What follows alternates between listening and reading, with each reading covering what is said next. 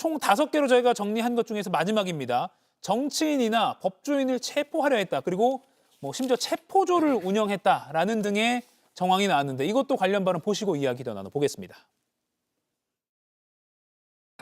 바로 이 소추위원단과 민주당에서 만들어낸 내란 프레임으로 만들어낸 체포, 누구를 끌어내는 일, 그런 일이 전혀 일어나지 않았고 본인께서는 계엄 해제 결의를 위해 국회에 모인 국회의원들을 끌어내라고 지시한 적이 있으십니까? 없습니다. 네. 경내에 진입한 병력이 106명, 그중에서 본관에 들어간 병력이 겨우 15명인데 이런 극소수 병력을 가지고 국회의원을 체포하고 끌어낸다는 것이 말이 되겠습니까? 체포하라는 그런 지시가 아니고 예. 그 포고령 위반 우려가 있는 그런 대상자들을 몇 명 불러주면서 그 인원들에 대해서 동정을 잘 살펴라. 그렇게 이제 지시한 바는 있습니다. 예, 알겠습니다. 원장님, 제가 대통령님으로부터 전화를 받았습니다. 대통령께서 방첩사를 지원하라고 합니다. 방첩사에서 지금 이재명하고 한동훈을 잡으러 다닌답니다.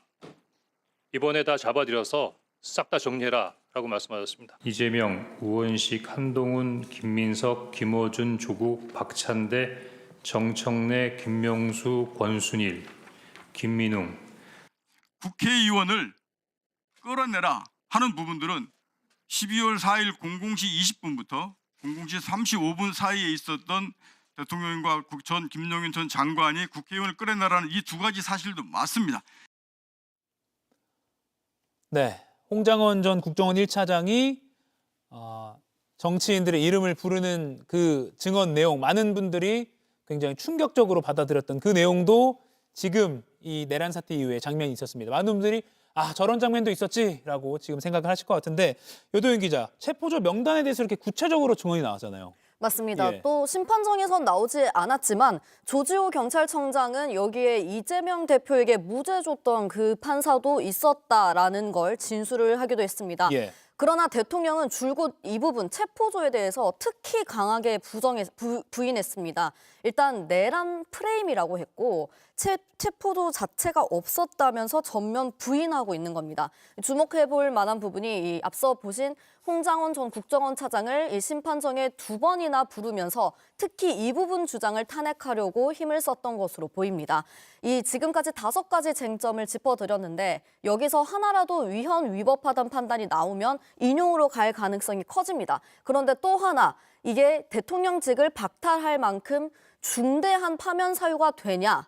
이 부분까지 산을 넘게 되면 결국 인용을 하게 됩니다. 이 중대성 부분은 이전 대통령 탄핵 심판에서 박근혜 전 대통령 탄핵 심판에서 이 파면 여부를 가르는 기준으로 하나 정립이 된 부분입니다. 예, 중대성 부분 그렇게 체크할 수 있을 것 같고 그 전에 이 법관 또는 뭐 정치인 체포 지시 이거는 이제 홍장원 전 국정원 1차장 뭐 메모가 뭐 네 차례나 메모가 거듭된 게 왜 그런 거냐라면서 윤 대통령 측은 또 반박을 하기도 했는데 결국에는 이것도 이 상황 자체를 헌법재판관들이 어떻게 판단을 내렸느냐 이미 아마 판단은 거의 끝났다고 아까 여도윤 기자가 정리해줬기 때문에 어떻게 전망하십니까? 사실 뭐 약간 좀 말이 딴 말씀을 먼저 드리자면 아까 말씀하신 것처럼 사실 이 지금 현재 지적된 여러 가지 쟁점 중에 단 하나만 인정되어도 파면하기엔 충분해 보입니다.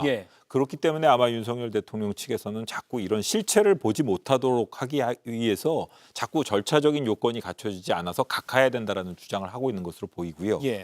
그런 면에서 살펴보면 사실 가장 증거법적으로도 치열하게 다툴 가능성이 있고 만약의 경우에 소수 의견이나 보충 의견이 갈린다면 가장 이 부분 체포 지시와 관련해 가지고 어떤 증거로 얼만큼 사실을 인정할 것인가와 관련해 가지고 여러 재판관들 사이에 의견이 갈릴 가능성이 높은 그런 쟁점인 것으로 보입니다. 하지만 전반적으로 인정되는 데는 별 차질이 없을 것으로 보입니다. 네, 앞서 정리한 5개 중에 하나라도 만약에 탄핵 사유가 된다고 판단되면 인용되는 데는 큰 문제가 없다 이렇게 전망이 나왔습니다.